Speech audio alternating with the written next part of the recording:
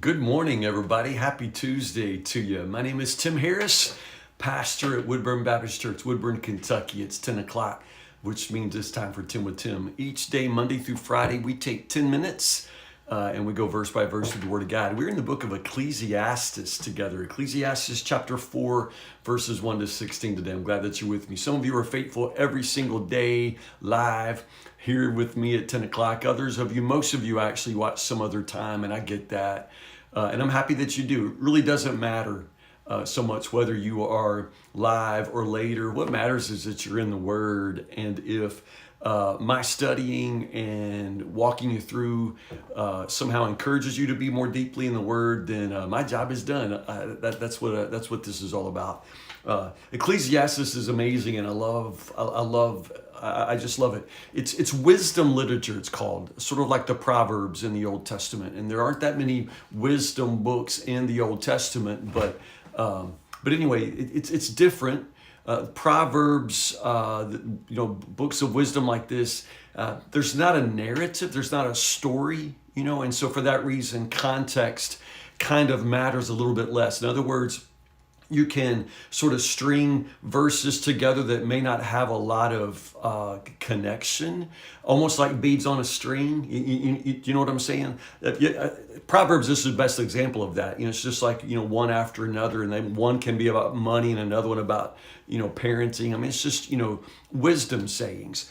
Now, Ecclesiastes is not exactly like Proverbs in that most of the paragraphs do connect. There is sort of an overarching message, but at the same time, there's not a story, there's not a narrative, and you can switch topics, sort of not randomly, but abruptly. How's that? So some people, kind of want to try to structure it out and say that the first couple of verses with chapter 4 belong with the last verses in chapter 3, simply because chapter 3, verse 16 started out by saying, courts of law are corrupt, God's going to be the judge. And then chapter 4 picks up once more with the whole idea of injustice.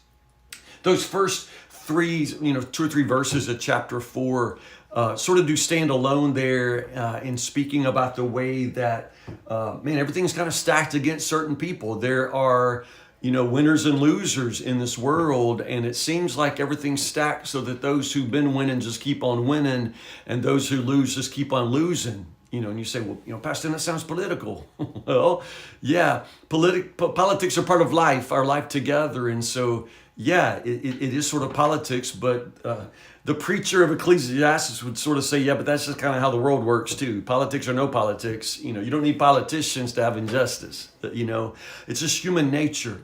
It's just human nature. Those who can get ahead, get themselves ahead, and then they tend to work to keep themselves ahead, which inevitably keeps somebody else behind. And the preacher just says, all this is just sad existence. It's tough enough to live and then just die. Probably better off to never been born, so you don't have to see all this mess. I mean, this is how he talks, and by now you're sort of used to it. Now, chapter 4 sort of turns a corner, and now we're going to talk a bit about relationships. And a couple of C words I sort of string together. Competition, here, comparison. He says, most people only try to get ahead. They only try to, only motivation for success is to try to do better than their neighbors.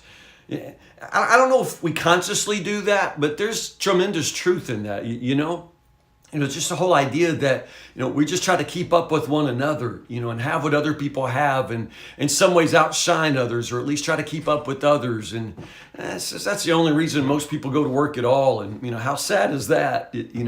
I like he puts 2 proverbs together. Verse 6 is a proverb: better to have one handful with contentment, with quietness, and have 2 handfuls with hard work and chasing after the wind. In other words, sometimes less is more.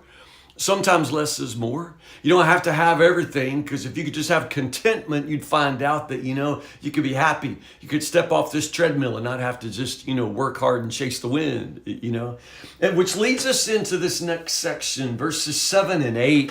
Gives us example of this workaholic loner. He doesn't have a soul in the world, doesn't have family, doesn't have friends, doesn't have a brother, and he works himself crazy, works himself, to the bone, and he makes a good paycheck and has a good house, but then one day he looks around and says, why the heck am I doing this? Who am I doing this for? I don't have anybody. I have anybody to leave it to? Do I have anybody to share it with?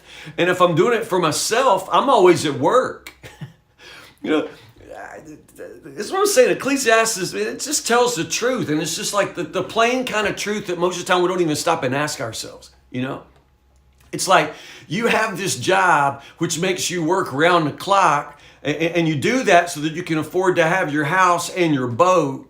But because you have to work all the time to pay for the house and the boat, you're always at work, and therefore you're never at home in this house that you work for, and you can't even go out to enjoy the water on your boat, because you're always at work to pay for the house and the boat. And the preacher in Ecclesiastes would say, how stupid is that? Who are you doing this for? Because if you're doing it for yourself, well, you're not even happy, I just love it. But then he goes on and sort of in a sense to say, there's a better way. You can have all this competition and comparison, you can have all this, but you could also have, companionship.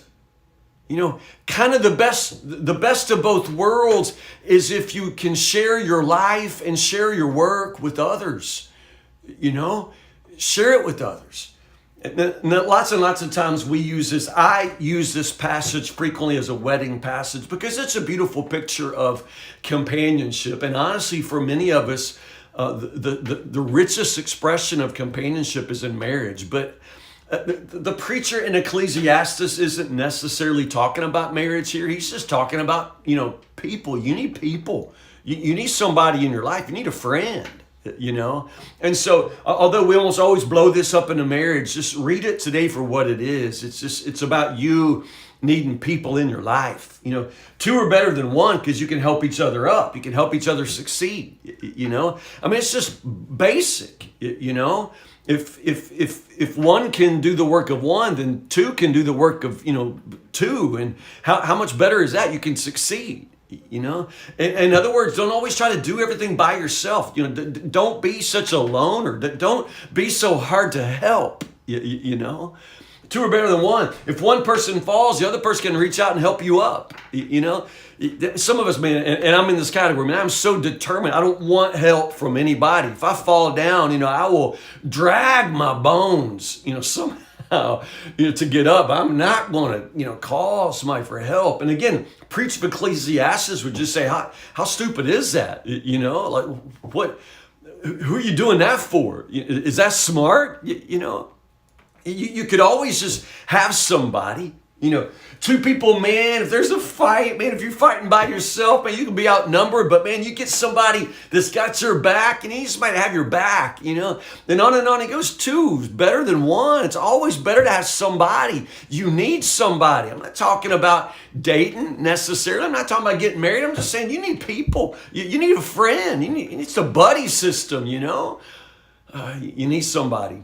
And then he goes on, a cord of 3 strands is not easily broken. Now again, frequently in a wedding sermon, you'll say, 2 is better than 1 and 3 is even better because, the third partner is the Lord.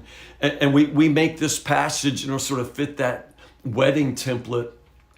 I do think it's wonderful to think about that third strand being the Lord, but I just remind you, just when you read this passage as it is, doesn't necessarily mean that. It just can just be saying, and if 2's better than 1, 3's even better than that. I can remember, raising my son, and sometimes there'll be some kid at school that he didn't want to hang out with or what, somebody he wanted to not invite. You know how it is when you're a kid. And I used to just tell my son, you can't have too many friends. Nobody, none of us, is so well friended that we can afford to lose one. So whatever it takes, man, the more the better, right? This is what Ecclesiastes is saying, but the fact is most of us don't have a soul in the world. We don't have anybody, like right now, if you need to call somebody to come help you, if you need somebody to drive you to the doctor, you don't have anybody. And Ecclesiastes is saying, man, that's sad. And that's a choice you're making. So Pastor Tim, it's not a choice I'm making. Nobody ever calls me. Nobody ever comes to see me. I was at church last Sunday. Nobody shook my hand. I hear that all the time. My head wants to explode. If your hand needs to be shaken, then Get off your rear end and go shake a hand. It drives me nuts when people, are like that. I literally had a guy tell me, Pastor Tim, I stayed home from church the other Sunday just to see if anybody would miss me and call me. And nobody called me, nobody missed me. And I'm like, good. I don't want to reward that behavior. You big dummy. That's crazy. Like, if you want the church to be a church where people love each other and miss each other and call somebody, then you better be calling somebody every Sunday. You better be taking names and looking around. And, in other words, you got to be the kind of friend that you wish you had.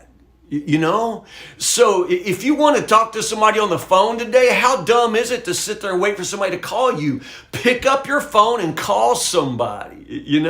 If you want, the church to be a friendly place, and get up and start talking to people. Don't be whining about how nobody comes over and shakes your hand. Nobody talks to you. That's not how this works. You go and you be that person.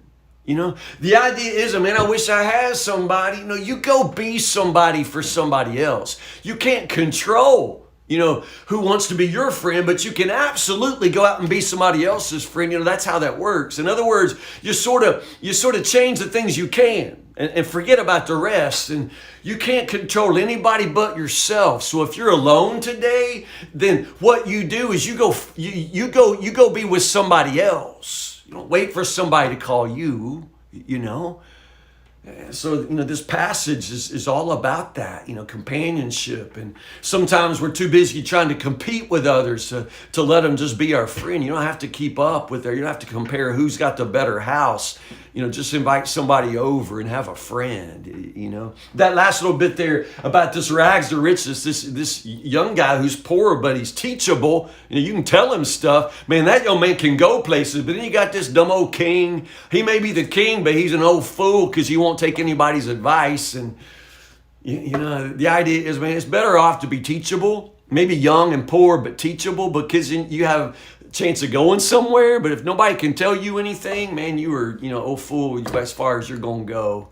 It's just Ecclesiastes, it's just like if you had an old man that just sat up and just tell you stuff about life that everybody knows but nobody says out loud. This is the kind of wisdom we find in Ecclesiastes, and I love it. Chapter 5 tomorrow. Chapter 5, verses 1 to 20. We'll pick up right here. Listen, stay in the Word. Stay with me, and I'll see you in the morning, Lord willing, 10 o'clock for 10 with Tim. I love you guys. It's going to be hot today, so stay cool and stay in the Word. I love you so much. Have a good day.